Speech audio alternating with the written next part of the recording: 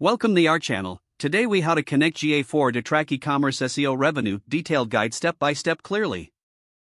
To connect Google Analytics 4 to track e-commerce SEO revenue, start by logging into your Google Analytics. Navigate to the property you want to set up for e-commerce tracking. Select the admin option found in the lower left corner of the screen. In the property column, click on Data Streams. Choose the web data stream for your e-commerce site. Scroll down to the Enhanced Measurements section and ensure it is enabled. Go back to the admin page and click on Conversions. Create a new conversion event by clicking on New Conversion Event. Name the conversion event something relevant. Ensure that you are capturing the necessary data such as transaction IDs, product details, and revenue. Implement the GA4 e-commerce tracking code in your site's code.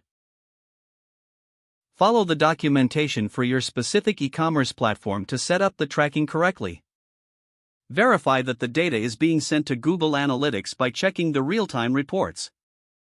Once you confirm that the e-commerce data is flowing, navigate back to the admin section. In the property column, click on Events to review the incoming events. Ensure that your e-commerce events like begin_checkout, purchase, and others are listed. Remember to also set up user properties if you want to segment users based on their behavior. To track SEO revenue specifically, ensure that you have UTM parameters set up for your organic traffic sources. Repeat your tracking setup ensuring it aligns with SEO-specific metrics. After everything is set, check your Google Analytics dashboard for performance insights. Utilize the analysis tools available to leverage your e-commerce SEO data effectively. Monitor your reports regularly to optimize your e-commerce strategy over time. Adjust and iterate your tracking setup as necessary based on the insights you gather. By following these steps, you will be able to effectively connect GA4 and track e-commerce SEO revenue flow. If the page does not load, refresh the browser or try again in a private or incognito window. Make sure you are using the correct email address, then retype it carefully to avoid small typos.